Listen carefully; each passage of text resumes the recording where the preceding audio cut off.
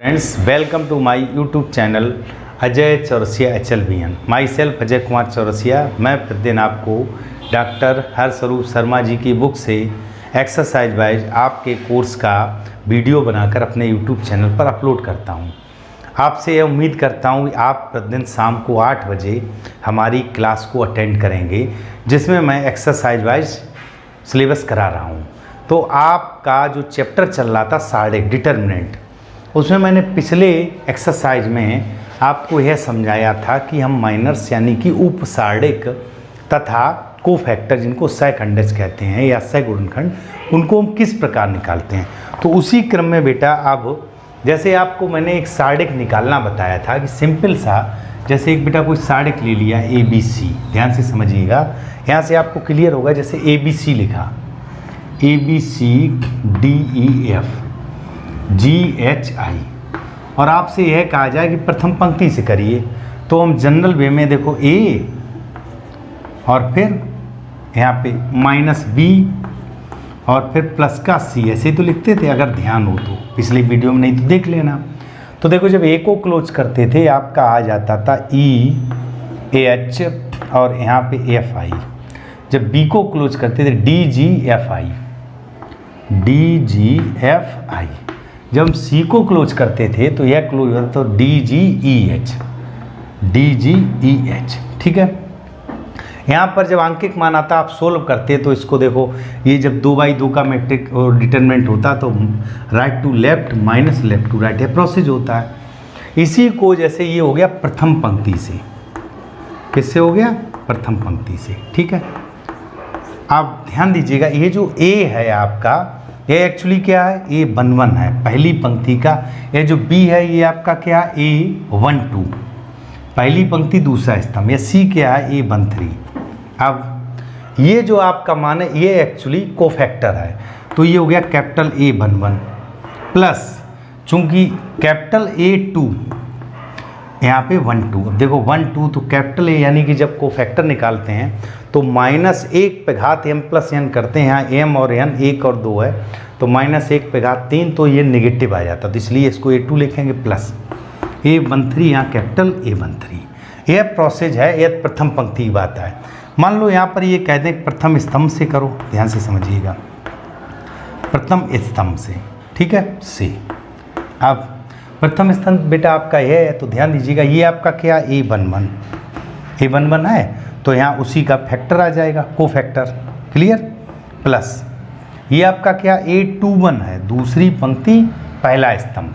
ठीक है, तो यहाँ पर आ जाएगा कैपिटल A21 प्लस ये हो जाएगा तीसरी पंक्ति पहला स्तंभ। क्लियर? और यहाँ पर आ जाएगा कैपिटल A31। जब आप इसका मान 1 का निकालोगे तो यह प्लस आएगा, जब 21 का करोगे तो यहाँ माइनस आ जाएगा, जब 31 करोगे तो यह भी प्लस आ जाएगा, इसीलिए अल्टरनेट चिन्ह लगाते हैं। तो यह हो गया निकालने का प्रोसेस।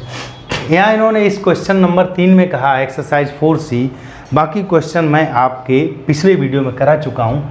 प्रथम पंक्ति से बात की तो देखो बेटा 1, यहाँ आप जैसे मैंने अभी आपको बताया A11 करते हैं प्लस A12 करते हैं, तो जब हम उसको निकालेंगे तो यह चिन्ह कौन सा आ जाता? माइनस, तो -2 कर दिया, फिर क्या किया? फिर +1 कर दिया। इस तरह इतना समझ में आया। जब मैंने 1 को लिया तो 2 -2 2 -2 और 3। क्लियर?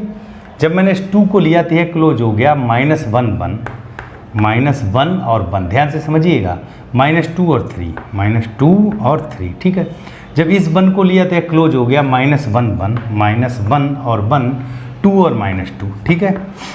इसको मैंने सॉल्व किया, देखिए 1 × 6 और -4।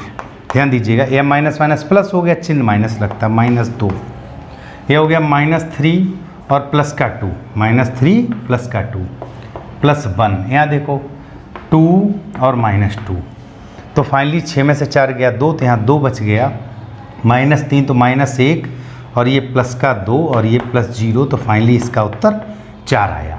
अब इन्होंने फिर इसी क्वेश्चन में यह कहा है कि प्रथम स्तंभ से करो, प्रथम स्तंभ से। बहुत ध्यान दीजिएगा, प्रथम स्तंभ से। अब हम प्रथम स्तंभ से करेंगे, तो प्रथम स्तंभ के मान ये हैं आपके, देखो 1, फिर एक आपका कोफैक्टर, फिर यहाँ माइनस आ जाता है, दूसरा है आपका -1, फिर एक आप कोफैक्टर लिखेंगे, तीसरा है प्लस का 1 और फिर एक आप यहाँ पे कोफैक्टर लिखेंगे। तो देखो बेटा इस 1 को जब मैंने बंद किया तो ये और ये बंद, 2 - 2 -2 3, 2 - 2 -2 3, चूँकि 1 यही वाला आएगा।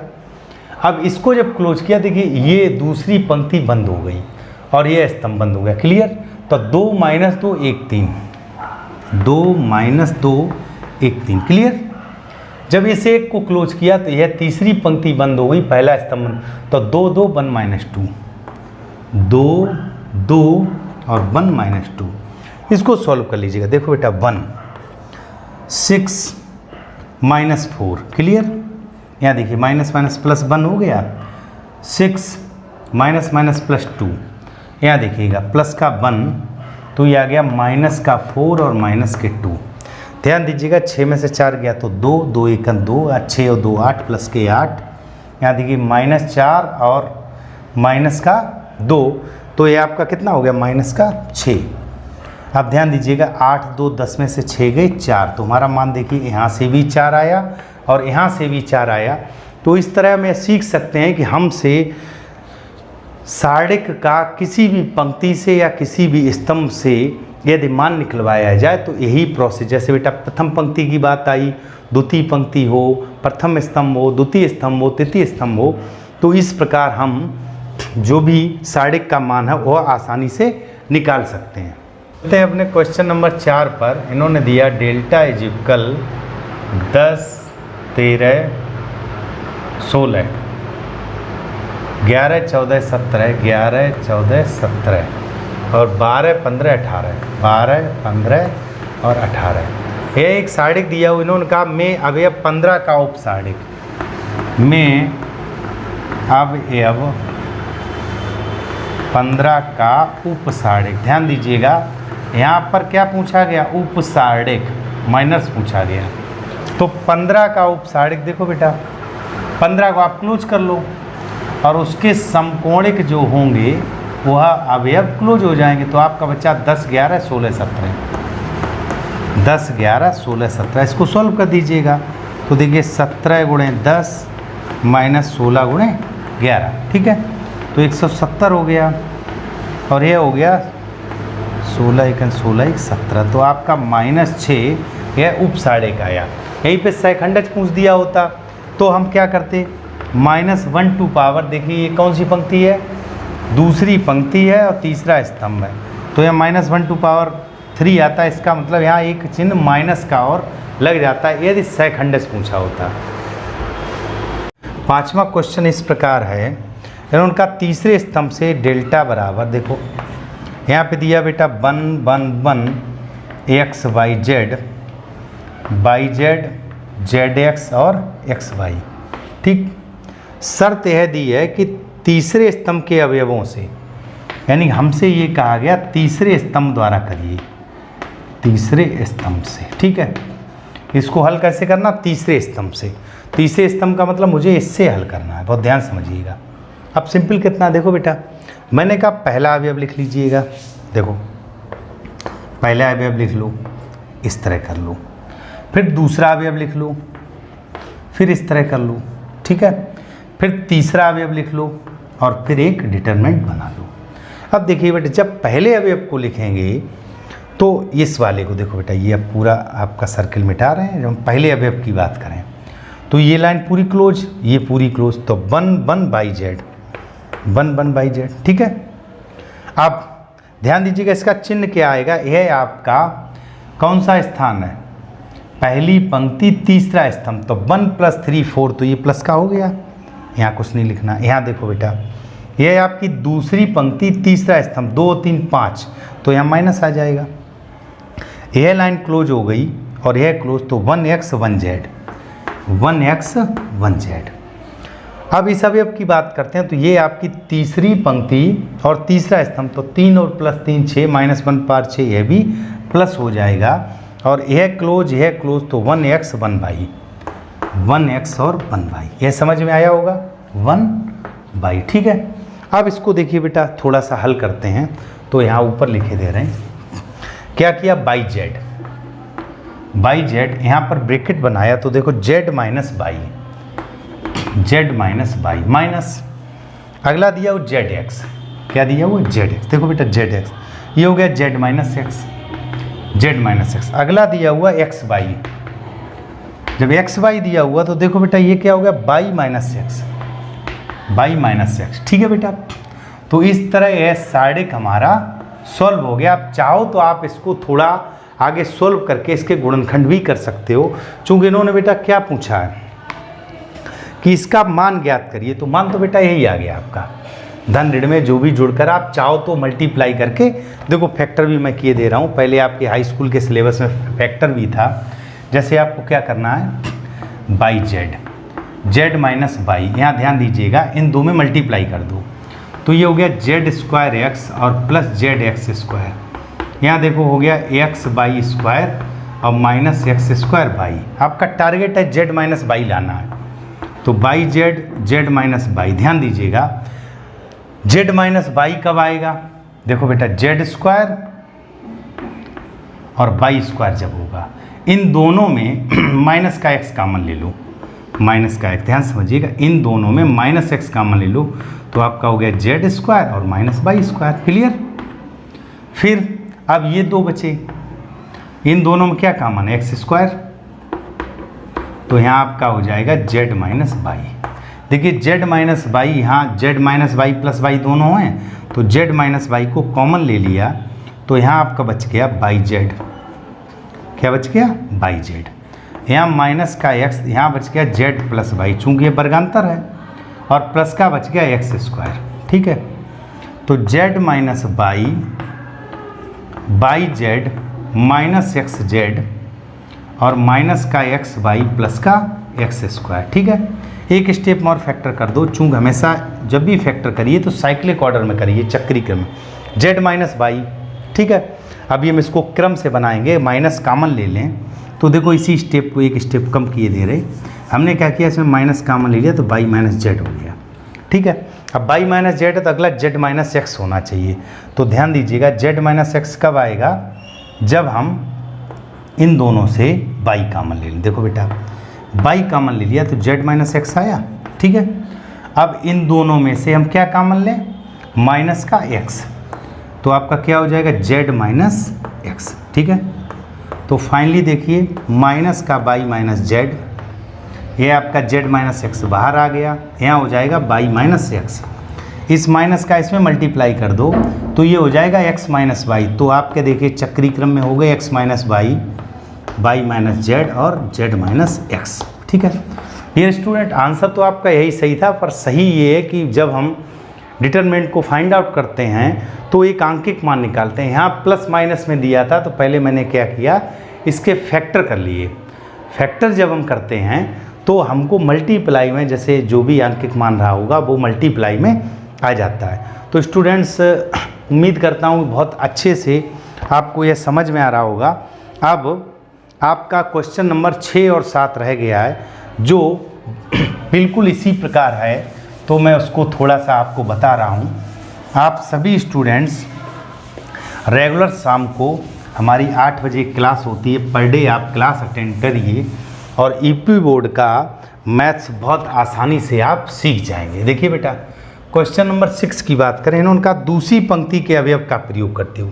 देखो बेटा डेल्टा का मान दिया हुआ है 415604, उसके बाद 957। ठीक है, यहाँ पर इन्होंने कहा है दूसरी पंक्ति के अवयवों का प्रयोग करना है।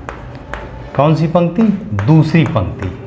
अब ध्यान देना, दूसरी पंक्ति से मुझे मान निकालना है। ठीक है, तो दूसरी पंक्ति का अवयव पहले लिख लो। देखो बेटा दूसरी पंक्ति का अवयव आपके ये वाले हैं, यही तो दूसरी पंक्ति है। तो देखिए पहला अवयव, फिर दूसरा अवयव, फिर तीसरा अवयव। क्लियर।